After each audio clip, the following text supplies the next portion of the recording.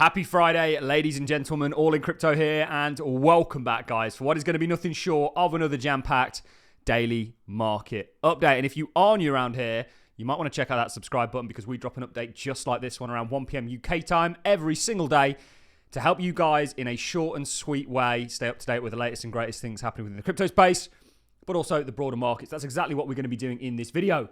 We've got a very interesting clip to start the video off on.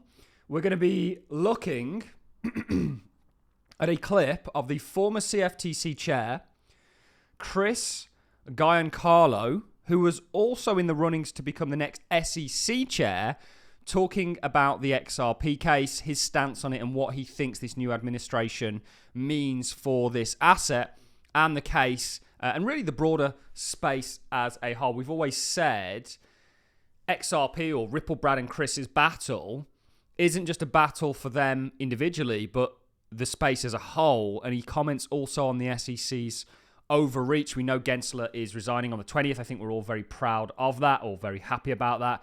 So we'll be starting the video off there. You know, things are very much just rinse and repeating for XRP. I know we get a lot of XRPs like Marmite, and you'll get that reference if you're from the UK. Or Vegemite if you're Australian, or I don't know what the American version would be. I hope you all had a great Thanksgiving as well. You either love it or you hate it. And we've said regardless of whether you love or hate it, it's going to do very well, and it's likely going to play a significant role in the new financial system for the same reason that we stopped sending letters and use email. It's really going to enable this kind of internet of value, and actually technically we were looking at it, and we'll look at it in this video. We were saying it was going to set up and you were going to make some good money. I think one of the best performers for me and my patrons at the moment is XLM, Stellar Lumens. 400+% up on this asset,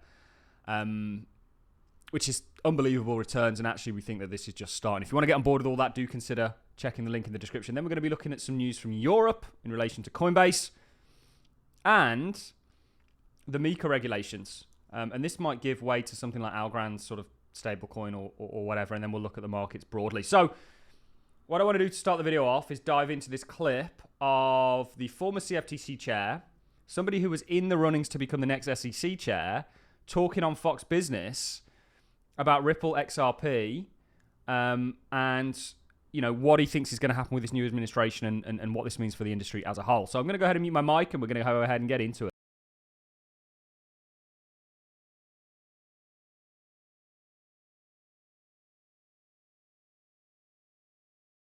There's a huge case in front of the federal courts right now brought by the SEC. It's the Ripple XRP case that Ripple violated essentially securities laws by issuing XRP.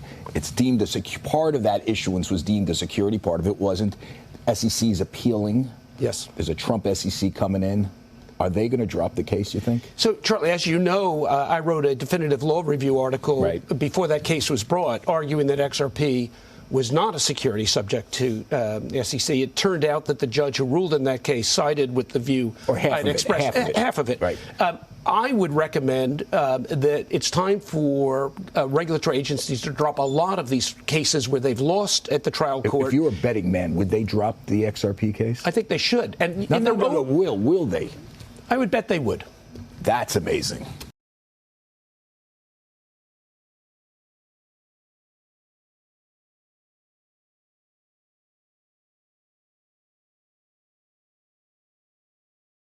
That's amazing. Even the Fox Business guy, you know, really chiming in on that. I do apologize for the bit of a pause there. Couldn't quite get off the screen.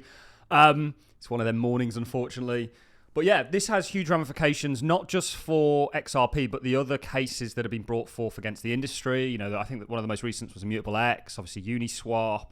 You've got Consensus, you've got the exchanges, et cetera, et cetera, et cetera. And I actually think that Gensler's entire role as somebody who actually taught at one of the most prestigious universities in the world about this technology was just to stall it and stifle it and ultimately enable the same actors that control the kind of world as it is today to do so with this one.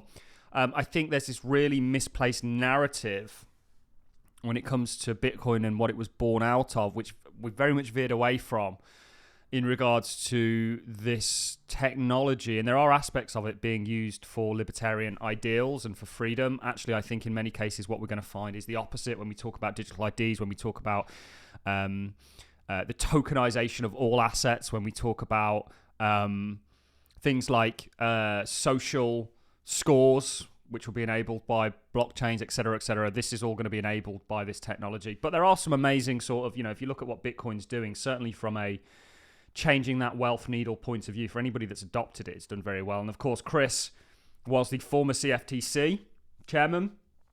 He's an attorney, he's a writer, he's a husband, he's a father, et cetera, et cetera. And he was actually in the runnings to become the potential next SEC chair. Now, I don't think he will be. I think Trump has put forward his favored candidate. But we'll see. But he's a very influential man and somebody that's very much in the know. And him saying that he's betting that XRP is ultimately, that lawsuit is going to get dropped. I think this is not just good for XRP, but the community as a whole. And we've looked at XRP, the pattern that it's been in, and we've essentially been speculating on it down here. It's time to start paying attention. Since then, we've seen a pretty epic move. And actually, this is a triggering event that's taken place over the past couple of weeks that sees you move to $19.27. People are going to continue to doubt us until we get there. And then when we get there, they'll just disappear. And that's how this goes, unfortunately, in this game. We're not bitter about it or anything. We understand it, but you're looking at a repeat here. Stellar Lumen's also, in my opinion, a real underdog. And there's still quite a bit of juice to get squeezed out of these, in my opinion. So do pay attention to these. We've been trying to sort of warm people up to them. I understand, again, using that Marmite reference, it's very much like that. But, it is what it is. I think when it comes to investing, one of the biggest things I've had to learn is to leave my biases at the door and just look at technically what I think is plausible and is going to do well. Of course, you can have biases on this technology in regards to what you think is better, and fundamentally there's a case to invest in them, but technically there needs to be that alignment as well. It's often throughout history we've seen the better technologies lose through, or the better candidate lose through, can I say corruption or stuff like that, or favoritism. So very interesting everything that's going on there. Also, latest news, Europe's Coinbase users frustrated as Mika forces sunset of USD yield. So the closing down. Some Coinbase users are airing frustration at the regulation Mika laws, which is forcing them to exchange, or forcing the exchange to stop offering yield on USDC in the European economic areas. Now, stablecoins are a big use case. Actually, using a value to pay or as a form of payment more broadly outside of like fiat systems is going to become a real thing, and there's going to be a lot of yield that comes on the back end of that. It's a very interesting world that we're moving towards. I know something like Algorand is very well positioned in regards to Europe and the stablecoin domain. They've certainly got ties with some of the big banks over there.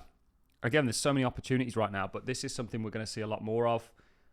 Yesterday, we spoke about Bitcoin dominance, but when we just sort of give an overview of Bitcoin, it's very much a nice path that we're on. We do believe Bitcoin dominance, having run this inverse head and shoulders target, is now rolling or going to roll. This means the altcoin sector is going to do well. Bitcoin's going to do well under that context, like we've got technically signaled. Ultimately, the altcoin space is just going to be outperforming it. And then there is that kind of what could back the extended cycle theory up in regards to, is this a broader pattern that sees BTC DOM come down to the low 20s? Potentially. But whichever way, technically, you look at the space, whether it's through the eyes of Bitcoin dominance, the total cryptocurrency market cap,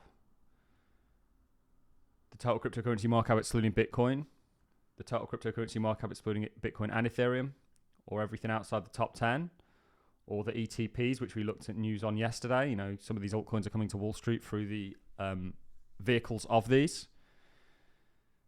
Obviously, you've got Bitwise Top 10 Crypto Index Fund, 21 shares.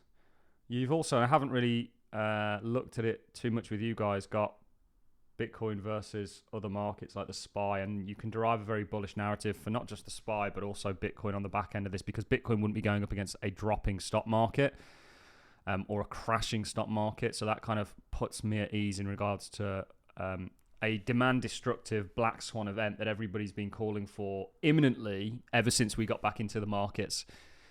And we like to sort of use the analogy, when it walks, talks, and quacks like a duck, it's a duck. We're very much seeing the continuation of that duck. And also, we like to sort of tell people that they need to put the armor of technical analysis on, because this can be a very volatile space, and you need to apply some sort of stoicism to it, and you can only do that through having a kind of map in front of you that is the charts, that would ultimately, show you more accurately what's going on. without the news, and also if you can do technical analysis, you'll have a better probability of being right on what's to come. So that's it from me, ladies and gentlemen. Again, massive thank you to each and every one of you, saying congratulations to me on 100,000 subscribers. You guys have been a part of that journey, and I'm very honored to have you all. That's it from me. Have a fantastic Friday. I'll see you all in the next one.